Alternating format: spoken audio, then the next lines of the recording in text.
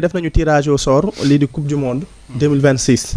alors équipe africain yi dem nañu suñu poulu Sénégal bi nekk ci poule yi suma juumut diggante France retrouvailles la Norvège ak aussi tamit barragiste mais avant ñu wax ci poule France bi déjà yow tirage bi mu génnee les pays africains ak ci poule ñuy hérité ak yow ni nga gisee tirage bi ban jàng ci am ndax da nga jàpp nga ni tirage bu kii la bu comment dirais-je bu équilibré la bu abordable la wala bu équilibré war a bokk am na favoritisme wala yow en tant que ku xam-xamu màcc ci wàllum football noo gisee tirage de manière globale surtout les pays africains.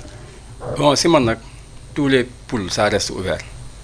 parce que tey football tey ça a beaucoup changé et les esprits aussi ont changé tey jii nii comme bu njëkkoon. tey les pays africains parfois il y a une complexité d'infériorité yi ñu am face à de très grandes nations tey si man tey loolu ça a changé tey boo xoolee tey coupe du monde 2022 le Brésil Cameroun jàpp na ko fi dóor ko fi. et Cameroun il avait du mal à battre les autres équipes. mais bi mu jàppee Brésil da ko dóor. et je peux donner beaucoup d'exemples avec le Maroc en 2022. Maroc éliminé na fi Portugal. l'une des favoris de la compétition. donc ça veut dire que maintenant les mentalités ils ont évolué. et boo xoolee tey poule yi tey ni mu composé woo pays africains yi si poule yi ñu nekkal. si man tey c'est abordable pour eux tous. et ils peuvent prétendre à jouer les premiers rôles. ils peuvent prétendre à jouer les premiers rôles. parce que tey boo xoolee tey Afrique du Sud si poule mu nekk. tey s'ils viennent avec le jeu qu'on les connaît, mais ils peuvent faire mal face à n'importe quelle équipe. Que ce soit aussi le Ghana. Aujourd'hui, ils ont des individualités, mais ils peuvent dompter n'importe quelle défense. Donc, si on est au Sénégal, on peut dire la même chose. Si mon pays africain est ça reste abordable pour eux. Maintenant, comme les mentalités ont évolué. Maintenant, il y a plus de petites équipes. Et Ghana, peut-être dans l'Afrique du Sud. Mais Ghana, ils ont l'expérience de la compétition. Le Maroc, ils ont l'expérience de la compétition. Le Sénégal, ils ont l'expérience de la compétition. Peut-être Cap-Vert, pour leur première participation. On peut prendre l'exemple du Sénégal en 2002. Sénégal, personne ne les attendait à un certain niveau. Et pourtant, ils ont écrasé presque, je peux dire, beaucoup de très grandes nations. Cap-Vert aussi, ils peuvent avoir cette ambition. Afrique du Sud, jadis une équipe boo xam ne coupe du monde yi Afrique fii nii tout le temps ñoom daan leen dem. mais aujourd'hui voilà quoi ils se sont reconstruits en plus ñoom tey jii nii boo xoolee seen équipe nationale joueurs yi koy composé presque la plupart ils jouent ensemble dans les mêmes clubs. donc tey jii loolu noonu ça va pas être un problème tey pour coach bi mën a huiler son effectif. donc je pense que daal en tout cas pays africains yi. tous les poules ça reste abordable pour eux et je pense que si gëm sa bopp tu peux aller loin. alors tout à l'heure yaa ngi joxe ay exemple naan 2002 et cetera nangam ak naan am na sax ñu wax ni football dafa évoluer parce que 2002 ak léegi lu bëri changé na n'est-ce pas même bu dee sax 2022 bu récent bi certes mais gars yi nañ ni peut-être loolu luy am la par 10 ans wala par 15 wala par 20 ans maanaam sont des surprises yoo xamante ne nii bu amee. balaay amaat da nga koy yéex a gis. alors ndax yow da nga bokk ci ñi gëm ni peut-être li Sénégal peut-être defoon 2002 war na ko mën a defaat wala li Maroc defoon en 2022 war na ko mën a defaat wala comme ni leen wax ni yooyu ce sont des événements yoo xamante dafay am rek mais bu amee balaa muy amaat dafay durer. moom laa lay wax sànq ma ne la il faut voir l'évolution de notre football. en 2002 et 2026 les contextes ne seront pas les mêmes tey jii nii boo xoolee équipe de France. ils vont être l'une des compétitions de ce favori. L'une des favoris de cette compétition. Parce qu'en 2018, nous avons fait 2022, ils ont été finalistes. 2026, ils vont revenir avec l'ambition de terminer en beauté avec leur coach Didier Deschamps. Mais ça ne veut pas dire que nous n'avons pas au premier tour. L'équipe de France, nous avons au premier tour. Parce que pour le c'est Sénégal. C'est Sénégal. Il ne va pas faire le dos rond. Face à qui contre n'importe quelle équipe du monde. Sénégal, ils auront dû répondre face à n'importe quelle équipe du monde. En défense. Mais nous avons une solidité, je peux dire. Voilà, nous avons des joueurs dans tous les grands clubs du monde. Ils peuvent postuler à des places de titulaires. Au niveau du milieu. Mais nous avons des joueurs chaque week-end. Mais ils se montrent dans les différents championnats du monde. En attaque, n'en parlons même pas. moo tax ma ne les contextes ne sont pas les mêmes. En 2002 nous étions venus en outsider. Et la France aussi était en déclin. Ils étaient en déclin parce que. parce que ñu bëri quoi parce que fi lañ jaar sa am ñu bëri si lañ jëlee retraite su ma juumut. merci fin de siècle. effectivement tu vois. Et aussi tamit amoon nañu benn coach boo xam ne il avait réussi sur ce match un prouesse tactique. Parfois les gens ils l'oublient. Mais il avait Bruno Metz. Effectivement. Paix à son âme. Il avait réussi une prouesse tactique. Qui avait maîtrisé l'équipe de France. Maintenant boo xoolee l'équipe de France bi ñoom ils arrivent jeunes. Aujourd'hui Mbappé on va plus la présenter Dembélé et consorts. Mais ñoom bu ñu amee loolu noonu nous aussi on a les Sadio Mané. ñoom Nicolas Jackson. Iliman Ndiaye il n'y a pas aucun défenseur dans ce monde qui peut contenir ses assauts. Effectivement. Tu vois. moo tax man la tey jii nii ñoom bu ñu amee répondant nous on a du répondant. Maintenant le match ça va se jouer sur le mental. Et pour moi dans cette poule le Sénégal c'est l'un des favoris. Parce que boo xoolee Norvège 98 lañ gëj mondial. Malgré que actuellement ils ont une génération dorée. Avec les Zélandais Sorloth Odegaard et consorts. Mais pour le monde expérience da siy xaw a joué. da si xaw a joué. parce que xaw a miin compétition bi parce que parfois compétition bi tey jii nii ñu si bëri lan moo leen xaw a crispé bu ñu koy dund pour la première fois ça peut les tétaniser. Mais aujourd'hui Sénégal tey boo xoolee tey suñu effectif bi mais suñu colonne vertébrale bi am na ñoo xam ne bi mooy doon seen 3e mondial consécutif. am ñoo xam ne bi mooy doon seen 2e mondial consécutif. donc ñooñu tey jii nii ils ont déjà la température. bi mooy seen première. waaw ils ont déjà la température de la compétition. En tout cas d'un côté global. L'effectif de cette équipe nationale du Sénégal peut viser loin dans cette mondiale. Peut-être qu'on a un coach aussi qui va découvrir la compétition pour la première fois en tant qu'entraîneur. En 2002, en 2002, il l'avait vécu en tant que joueur. Mais ce sera la première fois. Peut-être s'il sera là jusqu'à la Coupe du Monde, et on l'espère. Inch'Allah. Il va la vivre pour la première fois en tant qu'entraîneur. Donc, peut-être boo koy assimilé ak équipe de France. Avec un Didier Deschamps boo xam ne bii mooy 4e mondialam. Peut-être côté expérience on peut dire que voilà quoi Deschamps est beaucoup plus expérimenté. Mais en tout cas daal ce sont des matchs ouverts. Et ce sont des matchs yoo xam ne tey jii nii waa France autant qu'on les craint ñoom tamit autant ils nous craignent. waaw oui français yi ñoom ñun lu leen xaw a bàyyi xel ñoom ñu ngi ñuy bàyyi xel lu ko raw. moo tax man loolu ça en dit long sur l'évolution de notre football. Aujourd'hui le Sénégal tey jii nii tous les géants du monde ils veulent rencontrer le Sénégal en match amical. tey jii nii tous les géants du monde dans les compétitions tey ku si tasa Sénégal tey tu vas savoir que tey je ne vais pas rencontrer n'importe quelle équipe je vais rencontrer une équipe qui a de très bons joueurs de très haut niveau. Sadio Mané il a été 2e ballon d'or mondial. Gana Gueye il a 35 ans mais chaque semaine en Angleterre on parle de lui. te boobu dañ koo sàcc. Aujourd'hui tous les chroniqueurs en Angleterre ils parlent de Iliman Ndiaye. Est-ce que vous voyez. Aujourd'hui tey effectif bi ñu yor bu ñu ko xeeb. Et on doit dans ce mondial. viser haut ça veut dire on doit aller chercher cette carré d'as. On peut le faire. On peut le faire. ah mos nañ ko de. waaw. mos nañ ko de 2002 dem nañu 8e de finale je pense 2018 lañu toogoon premier tour ak de carton. premier tour waaw 2022 ñu demaat ba quart de finale su ma joxoon 8e de finale. 8e de finale kon voilà donc kon 8e de finale moom miin nañ ko. alors da nga am question. waaw man li ma doon wax mooy suñu latéraux yi. ku ci mel El Hadji Malick Diouf am nañ fa ki nga xam ne mooy Jacobs. tey football mondial des fois da ngay gis El Hadji Malick Diouf boo xamante ne tey maanaam des fois day nelaw quoi comprendre nga macha allah am na condition am na lépp mais entre tey coupe du monde El Hadji Malick ak ki nga xam ne mooy Jacobs. ak beneen flanc bi. maanaam beneen extrême bi tu as Mendy. tu as Crépin tu as Mendy foofu moom gëm naa ne moom Crépin moom moo ko moom mais bii nii entre Jacobs ak ki nga xam ne mooy El Hadji Malick. footballu Afrique bokkut ak footballu. nga dem coupe du monde européen yi. boobu ban analyse nga mu ci mën a defal parce que foofu noonu. tey jii sax on a la bénédiction am nañ beneen boy bu nekk Rayo Vallecano Nobel Mendy. voilà Nobel waaw effectivement il est très bon. Techniquement il est physique il est costaud. donc tey jii kooku noonu tey il est susceptible d'aller au mondial parce que tey jii nii mondial quoi qu'on puisse dire tey jii nii des na ay 7 mois. yegg seegut. donc saison nag lu nekk mën na fa xew. lu ne xëy na il y aura des formes et des méformes. et tey ab coach tey du toog rek ne non man ñii rek laay tànn à 7 mois d'une compétition ne ñoom laay yóbbu. non non un coach il reste ouvert surtout un coach national. il reste ouvert à toutes les éventualités. Et Pape Thiaw il le comprend très bien. il comprend que ce mondial représente beaucoup pour le Sénégal. parce que tey jii nii Sénégal boo yoroon micro trottoir di dox si mbedd bi tey koo laa tey si mondial bi il peut te dire que non mais mën nañ sax dem final. et loolu ñëpp a ko gëm. léegi concernant si li ngay wax noonu El Malick Diouf ñu ñëpp xam nañ ne offensivement il peut faire mal.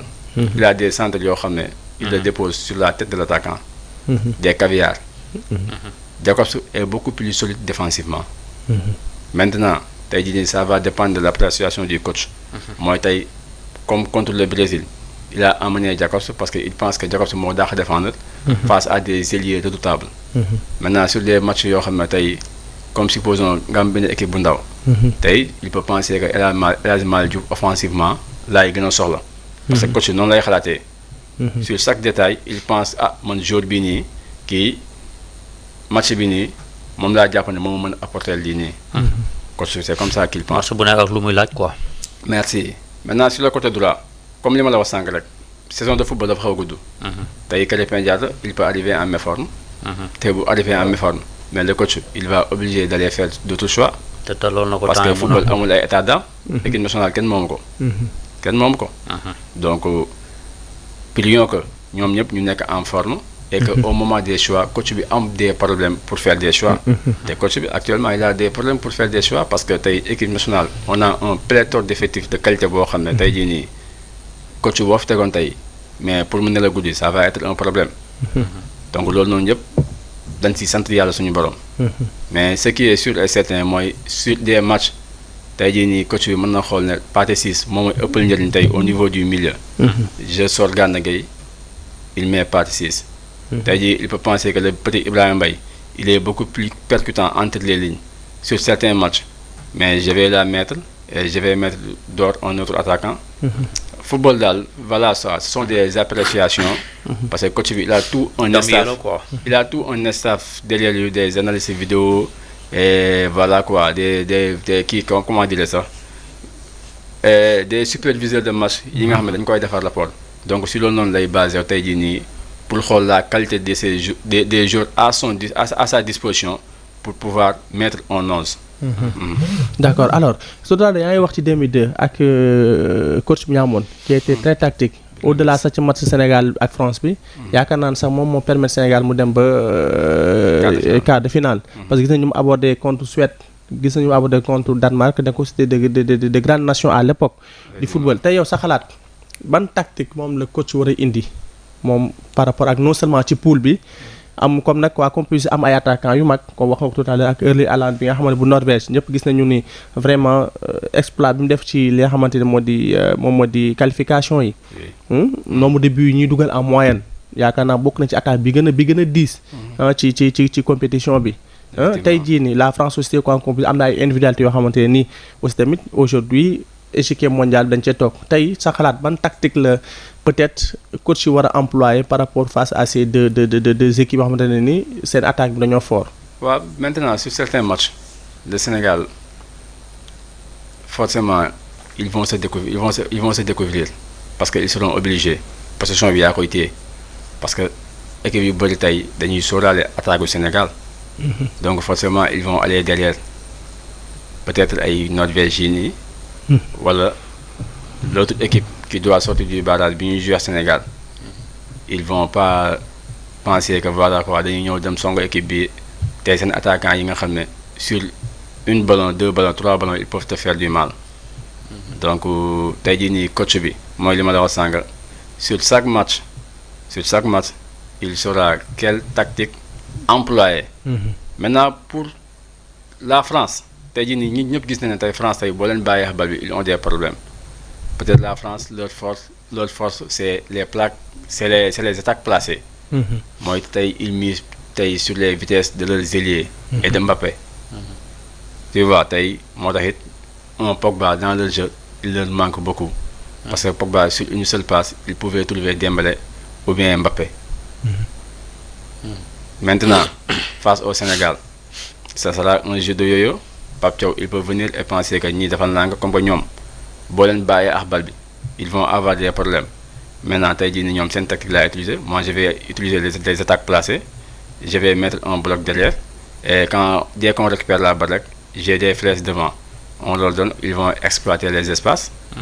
Peut-être le Pape Thiaw, il peut penser non, contre France Bini, je vais rien leur laisser. Je vais disputer la possession avec eux. Et donc ça va être un match ouvert. Mom dal mom moy xol match bi. Mo teglu guyam dal. Merci, mom moy xol match bi tay appréciation bim ci démé. Mais lima la wax ni dal peut-être man japp na né signal yoy non. Match bi non la mëna démé moy tay ji ni mu ñew baye bal bi ak France, sachant que la France bo len baye ak bal bi, ils ont des problèmes sur des espaces réduits à trouver leurs attaquants. Voilà, soit mon mignon, je vais disputer la position avec la France. Donc ça va être un match ouvert où les attaquants vont avoir des espaces. Maintenant, dans le match non, attaquant yi gëna prolifique des deux côtés. C'est l'équipe qui remporte le match.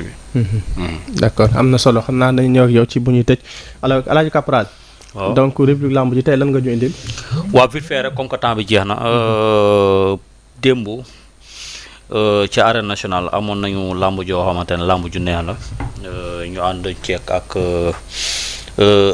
promoteur lay fàtte mais am na ay combat yoo xamante ne macha allah combat yu neex la diggante ki nga xamante ne moom mooy Boy Malika ak ki nga xamante ne moom mooy Dugar Pël mais sam foofu noonu am na ay question yoo xamante ne yu bari mu ngi ci mooy lan moo dal ki nga xamante ne moom mooy Boy Malika parce que Boy Malika itam war naa mën a xoolaat boppam ci lépp parce que làmb nekk loo xam ne da ngay ñëw rek fetaxe ki nga xamante ne moom mooy sa adversaire dem mais sam avant boobu amoon na benn combat boo xam ne combat spécial la muy diggante top 5 ak ki nga xamante ne moom mooy Talla Gaynde top 5 moom moo fa mujjee daan ki nga xamante ne moom mooy Talla Gaynde donte Talla Gaynde mu ngi doon wax ne nañ dem VAR ci biir action yi amoon na 4 appuis mais bañ demee VAR itam ki nga xamante ne moom mooy top 5 moom moo mujjee daan ki nga xamante ne moom mooy Talla Gaynde numéro 2 bu ñu fa jógee itam grand combat bi nekkoon diggante Dugar Pël ak ki nga xamante ne moom mooy Boy Malika nekk koo xamante ne macha allah nekkoon ci dynamique jamono ji sax waroon na fay romb bu yàgg fu ñuy dégg ak ñoom général Malika wala fu ñuy dégg ñoom Diop de jamono ji romboon na foofu noonu bu yàgg mais amoon ay jafe-jafe yoo xamante ne ci làmb ji mais après itam ñëwaatoon na ak doole mais démb ñu gisaat beneen combat boo xamante ne bu ñu mënee am combat bi envoyé naa leen ko ci groupe bi muy Boy Malik ak ki nga xam ne moom mooy Dugar Pël combat bi deful sax li nga xam ne maanaam deful sax 15 secondes boo xool parce que kii nañu def nañu round d'observation xoolante ba si yàgg ay dóorante cokkaas am ci déplacement ak affaire yoon mais bi contact amee rek Boy Malika am na benn action bu mu bëggoon kii rek Dugar Pël contre ko ci la wàccee gars yi naan moom Boy Malika la moo ko dal problème de concentration moo ko dal dafa am lu ñu ko defoon bàyyeegul lan la bu fekkee problème entraînement mu nekku ci Boy Malika parce que ku wax Boy Malika wax entraînement ñu bëri ñu ngi naan yàkkamti moom moo tax question yi daal du jeex parce que Boy Malika gis nañ combat yoo xamante ne combat vitesse lay doon moom action sur action mais sam dafa am yenn combat yoo xamante ne boo amee luur dafa am noo koy mënee luur kenn du ko ñuuxu kenn du ko attaqué yow loo xeexee bu la nee kirtim rek amaana mën nga cee gis loo xamante loola bett la te démb itam Lamine bu Lutte TV mu ngi ko doo wax nee na yenn saa yu mbëri dañu am manque de concentration moment bu ñuy préparer li nga xam ne mooy spécial bi ci la Boy Malika doogo def li nga xamante ne moom mooy ay bàkkoom foofu noonu doota amati temps pour dem simmee ko xam nga def li ngay def sa dernier bouteille yeeg affaire ñëw doogo bëre loolu itam na ci bëri bàyyi xel bu baax a baax lii mooy combat spécial bi fii nag la fi doo wax ne am na carte wala amul carte mais fii mbëri nañu bàyyi di siffler seen bopp dafa am sifflet maanaam arbitre bu ngeen di commenter danaa ne sifflet moo leen di boole moo leen di tàqalewaat fii comme kii dafa am ki nga xamante ne moom mooy chute amoon foofu noonu pas chute sax mais dafa rëppoon après ki nga xamante ne moom mooy Talla Gaynde numéro 2 ne 4 appui am na mu bàyyil boppam dewal boppam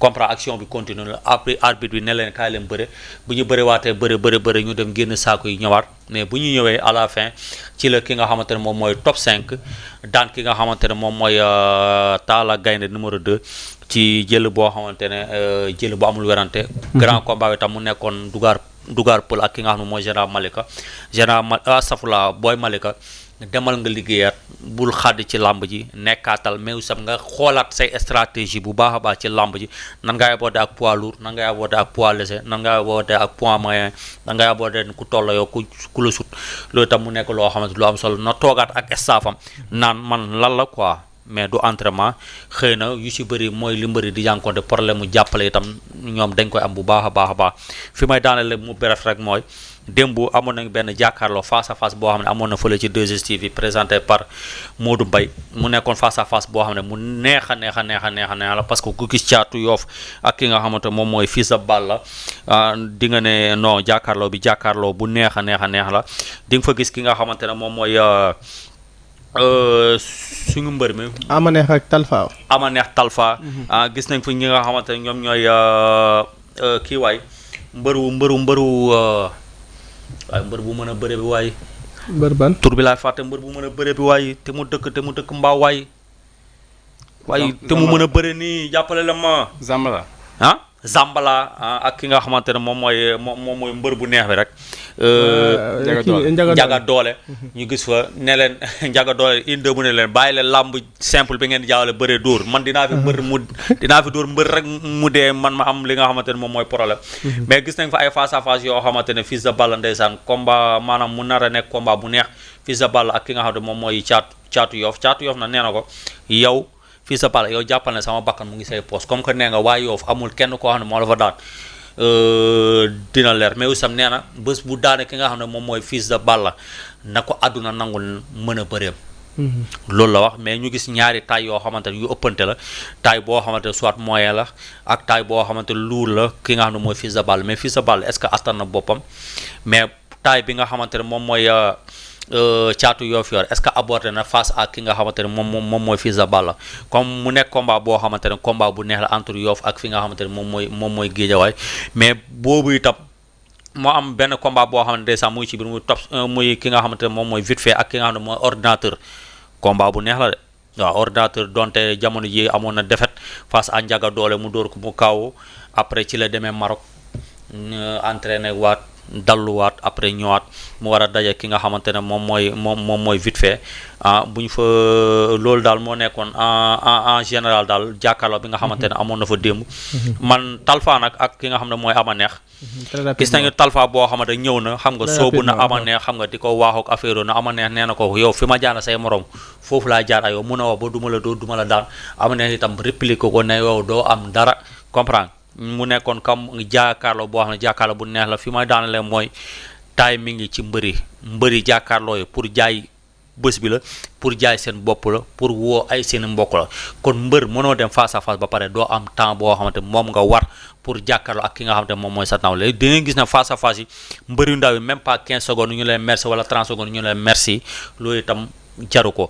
mbër des fois mbëri bu ñu demee bu fin mbëri di saak nga ne na non nañ ko dagg waaxu te lépp li koy waral mooy gis nga boo bëggee ambiance am na foo xam ne jar na ko am na foo xam ne jaru ko boo xam ne temps bi léegi dafa gàtt jàkkaarloo yi minuit lay arrêté musiciens yi nga xam ne ñoom ñoo fay def live nañu xasuma benn musicien nañ leen jël off leen ba bés ba ñu tegal leen li nga xamante moom moo escale wala ñu ñëw ci stade bi def fa parce que ñoom ñoo occupé dëgg rek moo tax may wax ñoom ñoo occupé espace su mbër yi nga xamante ne mbër yi fa la ñu waroon a taxaw jàkkaarloo gis nañ fa démb ñaari artistes yoo xam ne ñëw nañ def fa li nga xam ne mooy seen live ku si nekk sa benn live ba pare demaat kon côté boobu noonu promoteur nañ ci bàyyi xel bu baax a baax mbër yi nañ leen di bàyyi ñu mën a jàkkaarloo nañ leen bàyyi ñu woo seeni àndandoo parce que ñoom ñooy mën a jënd ticket pour mën a ñëw feesal stade kon bu ñu leen xañoo loolu itam bu mbër bu fi amul supporter rap ñoom nañu xam ne ñoom ñoo ko kii daal te rapidement félicitation ak ki nga xam ne mooy Albourakh nañ ci delluwaat nu mu gën a yaatoo puisque lamb ji jotagut yaakaar naa des na yeneen ci ay semaine des na yeneen ci ay lundi nañ ci delluwaat nu mu gën a yaatoo alors Chérif amoon nañ mbégte dara la ci plateau bi temps bi gàtt na waaye l'essentiel a été dit ñu amaat mbégte bu baax a baax vraiment di la féliciter di la remercier aussi tamit ci disponibilité bi heure bi mu la woon fekk feneen mais nga nagul ñu ko vraiment nga ñëw vraiment loolu dañ la ci sant di la jigéen bu baax a baax ñu bàyyi la nga tàggoo ko téléspectateurs yi yow moom franchement parler suma grand nga te aussi tamit mënuma la bañal dara. franchement parler donc tu m'as toujours ouvert la porte. moo tax tamit boo ma sollicité. c'est un honneur et plaisir ma ñëw fi. parce que plateau bi moom lépp dañ fi waxtaanante en plus moom boo fi jógee di nga am tamit leneen loo jàng. dans la vie sénégalaise. donc honneur la pour man quoi. maintenant pour loolu aussi tamit bon si Ligue 1 sénégalaise bi. allez-y wax nga dëgg waaw. mooy match Guédiawaye AS Pikine bi. parce que semaine bee passée dafa amoon ay incidents yu amoon match Guédiawaye bi contre Sonacos. bi leen Sonacos dafay hold up. à la fin du match. seen supporter yu duggoon si terrain bi. attaqué Sonacos di attaqué waa Sonacos et ça avait fait le tour du monde. Et donc dafa nekkoon ay actes yoo xam ne nit ñi dañ ko doon ñaawlu. mais hier man nekkoon naa stade. te j'ai vu hier même bi leen Pikine mënee 3-0. ils ont fait des gestes yoo xam ne franchement parler on va les apprécier. mais aussi tamit on va les encourager parce que tey boo xoolee en Europe Liverpool. tey malgré qu'ils vont être dans des difficultés mais da ngay gis seeni supporters même boo dooroon Liverpool 5-0 ils vont chanter le You Will Never Walk Alone. Manchester depuis combien d'années ils sont dans des difficultés. tu vois toujours à Old Trafford les guichets sont fermés. donc tey jii nii démb bi leen Pikine dooree mënee 3-0 et tu les vois chanter di supporter di continuer di soutenir seen équipe. franchement parler lii la ñuy xaar ci supporters sénégalais yëpp. à la fin du match on a vu des joueurs de Guédiawaye et Pikine ñuy dem ci supporteru Guédiawaye yi jóge fa dem ci supporteru Pikine yi et c'était un moment de communion. parce que Pikine ak Guédiawaye gis na dafa jegante. donc dara xaju fa. le match s'est terminé ku nekk jël na oto dem na yoonam kenn déggu fa incident. donc c'est ça qu'on attend parce que football déjà dafa war a boole warul xaajale. donc ce sont des gestes yoo xam ne on les encourage et. pour ñu continuer si pour que football Sénégal ñu si bañ a dégg yenn violence yi après match quoi. xoolal Pikine ils étaient dans des difficultés au début du saison. maintenant football mooy li may wax tous les jours rek. football championnat Sénégal tey jii nii club yi dañoo war a gën a professionnel. malgré que les présidents du club ils font des efforts. mais Pikine ils avaient au début des problèmes. ils sont allés chercher un analyse vidéo mooy sànq li ñu doon wax. un analyse vidéo boo xam ne tey jii nii depuis qu'il est là. il est en train de régler presque la quasi-totalité de leurs problèmes. Parce que le football, ce n'est pas seulement les yeux du coach qui est sur le terrain. Il y a des yeux qui sont en haut des tribunes. Tajini demande les moyens, une analyse vidéo. Il a détecté des problèmes et aujourd'hui on voit que Pikine, depuis qu'il est là, Pikine a commencé à faire des résultats. Moi, je vais encourager que le Sénégalais pour lui donner une analyse vidéo. Ça leur fera du bien. En tout cas, Pikine, ils ont montré la voie. C'est une analyse vidéo. Je l'ai vu, mais c'est quelqu'un de très dañ dellusiwaat sax dañ dellusiwaat un autre jour ci wax ci li nga xamante ne moo ñeel wàllu Ligue 1 bi. merci dañ ci dellusiwaat bu baax a baax ah Ligue 1 bi nañ ci dellusiwaat bu baax a baax ah càmbar ko bu baax ak équipe bi. Guédiawaye bi nekk ci problème aussi tamit ak yenn équipe aussi tamit gis nañu aussi tamit yaakaar naa Casa Sport ak yéen en tout cas dañ ci dellusiwaat ci mu gën a yaatu ah.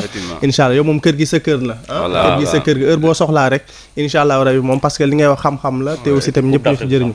très rapidement Caporal. waaw très rapidement di félicité waat waa SITAP si démb defoon nañ si li nga xam ne moom mooy seen point de presse parce que nee nañ toog nañ 15 ans d'attente toujours sans le titre de propriété boobu itam ñu ngi koy laaj nee nañ soxla ñu ay li nga xamante ne moom mooy seen bàyyi affaire mais dañoo soxla li nga xam ne moom mooy seen titre foncier mooy ñuy jëloon ci autoroute à péage bi nañ leen jox defal këyit delloo leen ko parce que instant bi ñu ngi seen bakkan mu ngi ci xottu gerte bu baax a baax sinon dañuy menacer dem ci autoroute à péage bi bloqué foofu ba oto du daw kon di santal waa Tivaouane Peulh bu baax a baax waa APEX di la santal di santal suñu invité bi di santal les zones de l'ombre sama commune Tivaouane Peulh ñaaga sama yaay maa ngi koy nuyu bu baax a baax di wax ne ba demain insha allahu rabbana kon su ma nuyu suma grand frère bi seetaan Wadifa Daawo suma grand frère la depuis Bentali il est en train de nous suivre directement Daabo Wadifa Daawo voilà Wadifa ñu ngi lay nuyu bu baax di la saluer ñu ngi lay saluer alors ñu am nañu mbégte xam naa waa région moom bu may wàcc moom dañ